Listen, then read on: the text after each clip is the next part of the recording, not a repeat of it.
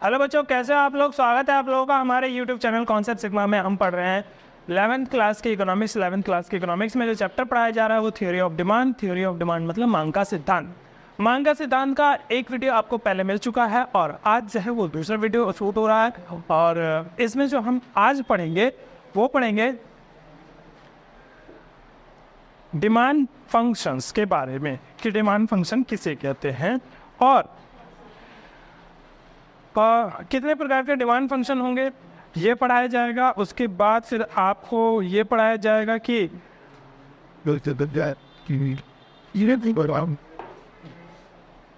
कौन कौन से फैक्टर हैं जो मांग को प्रभावित करते हैं, नहीं कौन कौन से फैक्टर हैं जो डिमांड को इफेक्ट करते हैं। तो देखो, मैं पढ़ा रहा हूं थ्योरी ऑफ डिमांड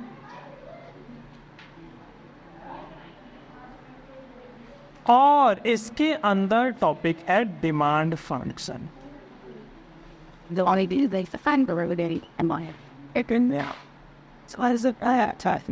जिसे हिंदी में कहेंगे मांग फलन। क्या होता है डिमांड फंक्शन?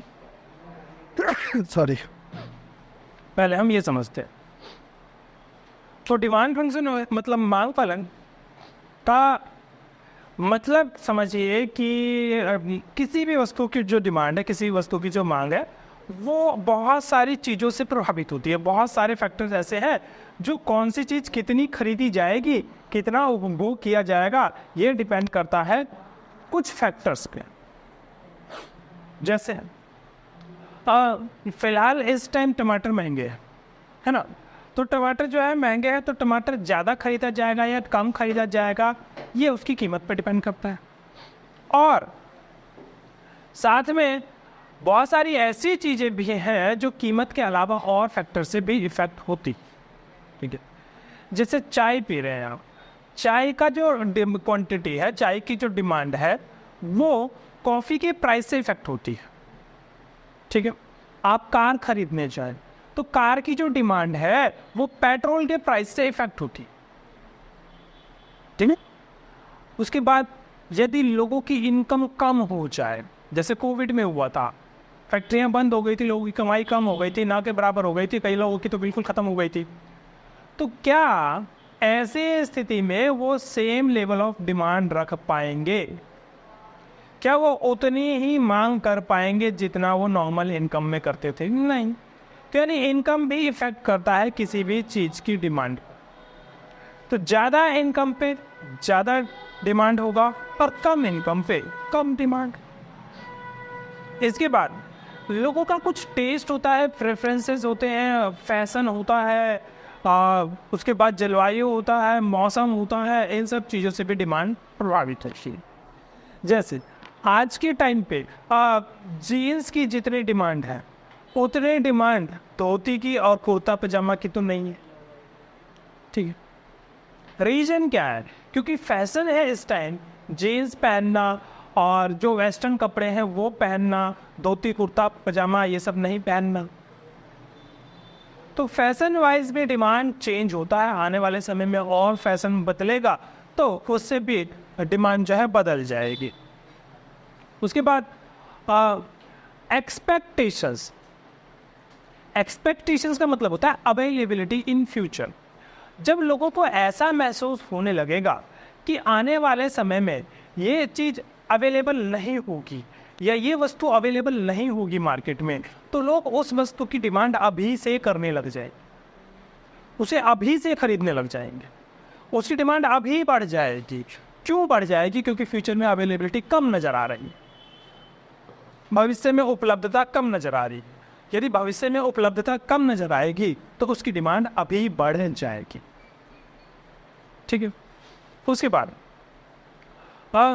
यदि मार्केट डिमांड की बात की जाए तो मार्केट डिमांड इफेक्ट होता है दो और चीज़ों से। इन पांचों के अलावा तो होता ही है, इन पांचों से तो होता ही है, इनके पांचों के अलावा दो और चीज़ों से इफेक्ट होता है मार्केट डिमांड।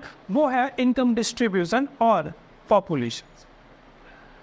यदि इनकम डिस्ट्रीब्यूशन किसी भी अर्थव्यवस्था में, किसी भी बाजार में बराबर रहे, बराबर मतलब ऐसा रहे कि सबकी इनकम लगभग समान है, ठीक है, तो ऐसी स्थिति में किसी भी वस्तु की डिमांड ज़्यादा होगी, और यदि इनकम समान नहीं है तो फिर इस स्थिति में जो डिमांड है वो कम है, क्योंकि जो पैसे वाले लोग हैं वो खरीद पाएंगे, जिनके पास नहीं है वो नहीं खरीद पाएंगे। तो ऐसी स्थिति में विषम आय यदि रहता है, असमान वितरण यदि रहता है तो डिमांड कम, और समान वितरण यदि रहता है तो डिमांड ज़्यादा।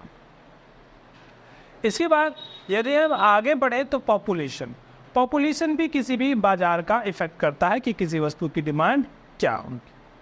ठीक है, चलिए हम लिखना शुरू करते हैं। मांग तथा इसके निर्धारक तत्वों के बीच फलनात्मक संबंध को मांग फलन कहते हैं।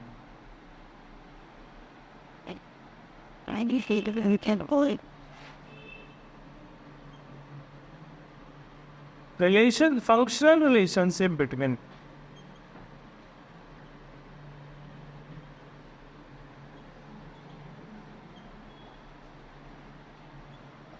demand and how much should up in output in the its factor either less Do you like that? Is affecting is called demand function. really was only so goes the pine. See if I can get attached to the honestly can it अब demand function आपका दो प्रकार का होता है। एक व्यक्तिगत मांग फलन कहते हैं जिसे well let me see and I'll make this of two body. Individual demand function, the Alvin Johnson me But in the end video you guys over. दूसरा है मार्केट यानी बाजार मांग फलन। Market It's got some other refuse got. You know demand function, and needing the things to study and be effective. व्यक्तिगत मांग फलन Please me up. You got the end like that in the bit. किसी एक क्रेता You could have done that and they didn't do it. के मांग तथा मांग को प्रभावित करने वाले Duh. Should have listened to this. What the handbook things but was said. कारकों के बीच Yes, if they looking at and फलनात्मक संबंध को we can't ask it with them best to work with and व्यक्तिगत मांग फलन I'm not good at it but it's my name and why can't learn that the things that the imperial and but it how कहते हैं। यानी मैंने same चीज लिखा है, बस यहाँ किसी एक क्रेता की बात चलती थी। Functional relationship are there. Yeah, sharing the other and data. Yeah, decent alien and it performs and another got between individual demand right to treat the creature with it going on. Half and cut lazy down. You can get that. of a buyer and factors affecting demand is called individual demand function. And decent right. You're that right to get out. Same चीज वह market demand function में भी लिखा, but फर्क यह है कि एक विक्रेता की एक क्रेता की बात नहीं है, यहाँ बाजार के सभी क्रेता की बात। बाजार के सभी क्रेता and you notice के मांग तथा बाजार मांग को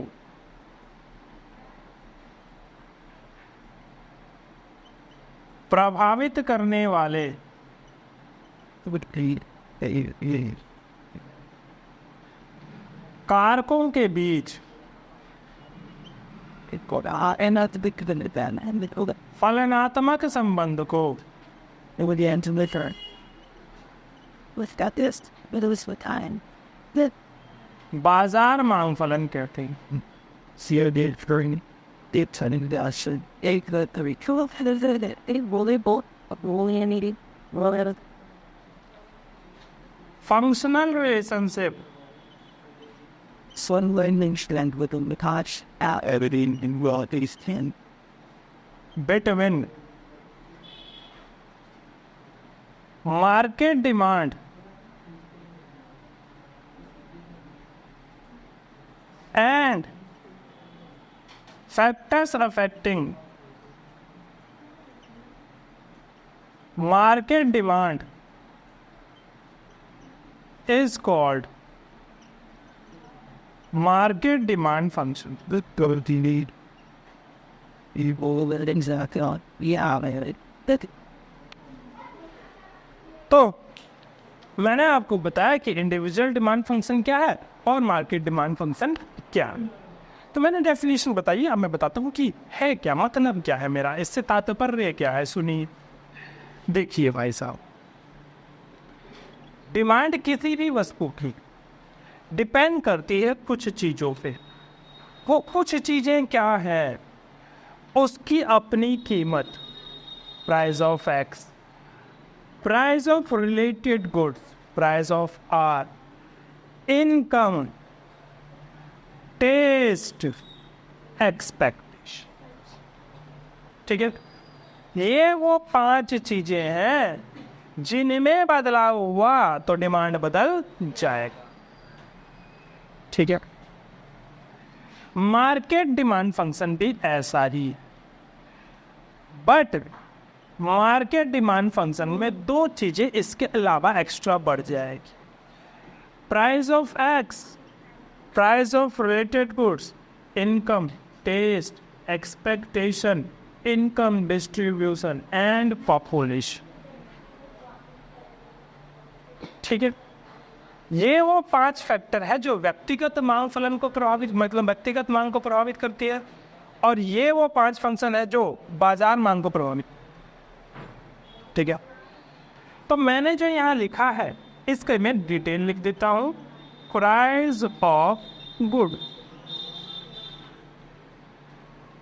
price of related goods, see me that is a with the hard besting income of consumer या buyer, that is your everything go now with other how taste of,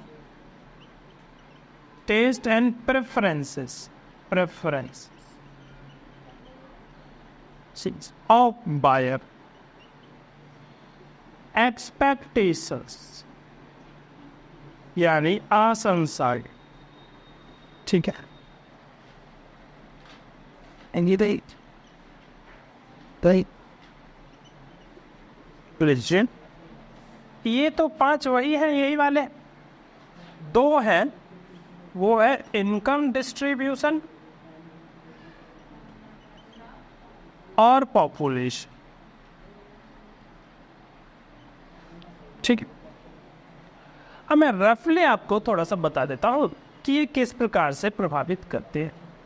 ठीक है, आपको लिख सकते हैं, आपकी जो भी भाषा है उस भाषा में लिख सकते हैं, कोई ज़्यादा दिक्कत नहीं आएगी। सुनिए, प्राइस ऑफ गुड्स की यदि बात करें तो जैसे जैसे प्राइस ऑफ गुड्स बढ़ेगा and the outside and how long and तो डिमांड जो है वो घट जाएगी, और प्राइस ऑफ गुड्स घटेगा तो डिमांड बढ़ जाएगी।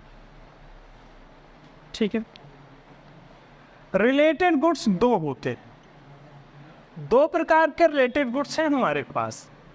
एक गुड्स है substitute,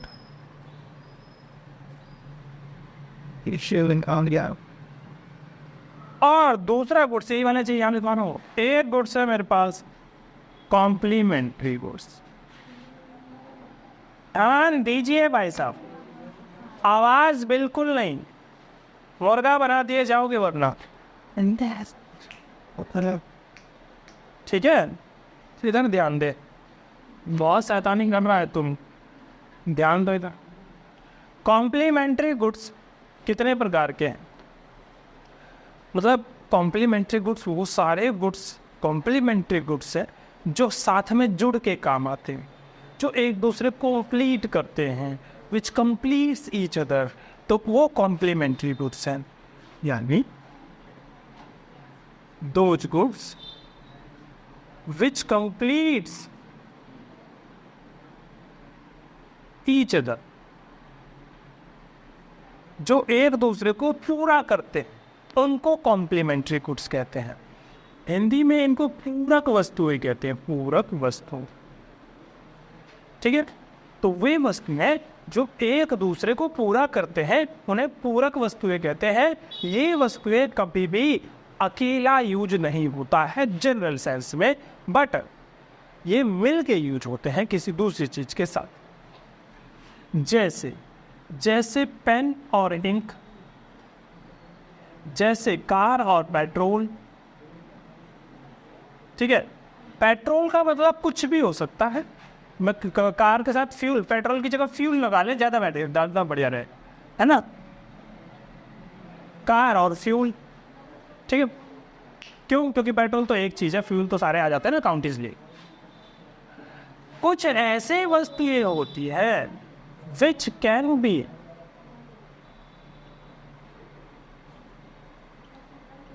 used in place of other।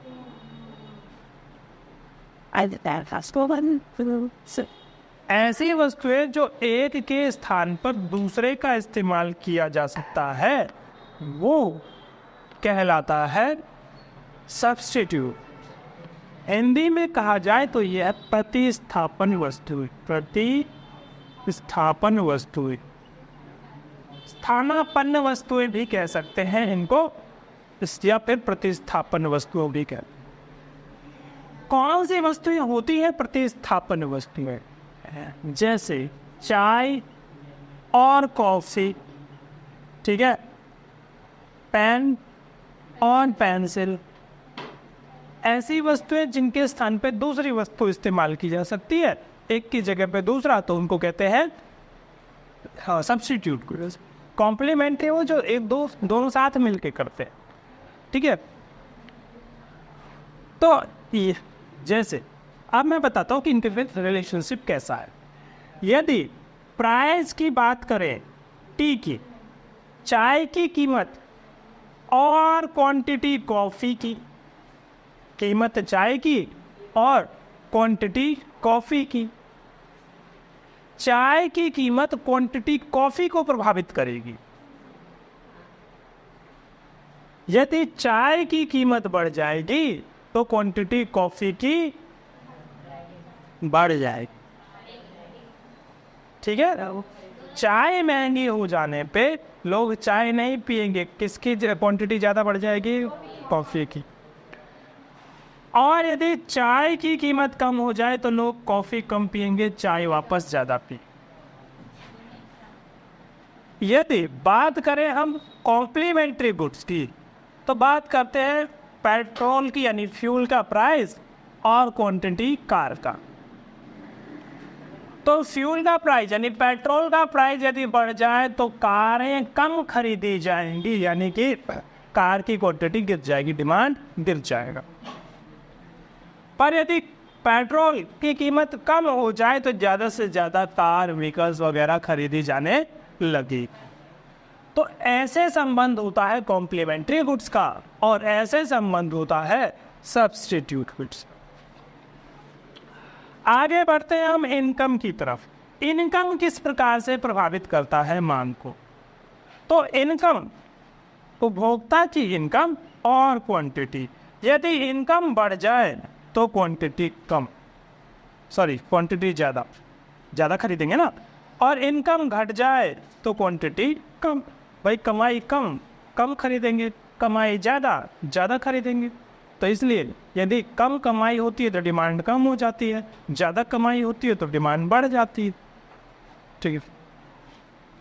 इसके बाद टेस्ट एंड प्रेफरेंसेस। यदि फेवर में है टेस्ट, किसी वस्तु के फेवर में है टेस्ट, तो डिमांड बढ़ जाएगी, और नॉट इन फेवर में नहीं है तो डिमांड घट जाएगी। हाँ जी। उसके बाद टेस्ट एंड प्रेफरेंसेस की बात करें तो फेवर में यदि है तो क्वांटिटी बढ़ जाएगी, और फेवर में नहीं है तो क्वांटिटी घट जाएगी। अवेलेबिलिटी की बात की जाए तो भविष्य में यदि ऐसा लगता है कि इसकी क्वांटिटी मतलब भविष्य में अवेलेबल ज़्यादा होगा, तो आप अभी से डिमांड कम कर देंगे, भविष्य का इंतजार करेंगे, और जब इसकी अवेलेबिलिटी ज़्यादा होगी तब आप इसे खरीदेंगे।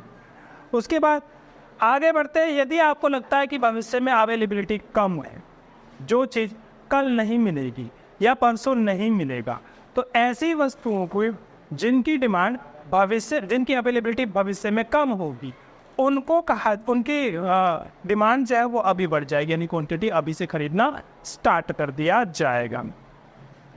दो चीज़ें ऐसी हैं जो बाजार मांग फलन यानी मार्केट डिमांड फंक्शन में आती हैं, वो है इनकम डिस्ट्रीब्यूशन।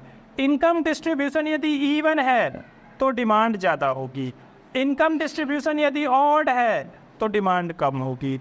इवन का मतलब क्या, सबको बराबर इनकम मिल रही है तो इवन इनकम डिस्ट्रीब्यूशन।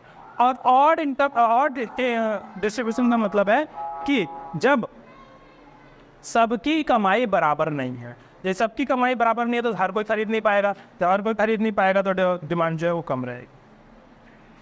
पॉपुलेशन तो बहुत आसान चीज़ है। पॉपुलेशन ज़्यादा,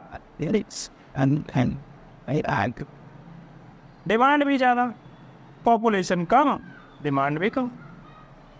कौन सी बात है, ज़्यादा लोग ज़्यादा खरीदेंगे, ज़्यादा डिमांड होगी, कम लोग कम खरीदेंगे, कम डिमांड होगी। ठीक है, तो ये वो चीज़ें हैं जो मैंने आपको बताई, डिमांड फंक्शन और डिटर्मिनेंट्स ऑफ डिमांड फंक्शन।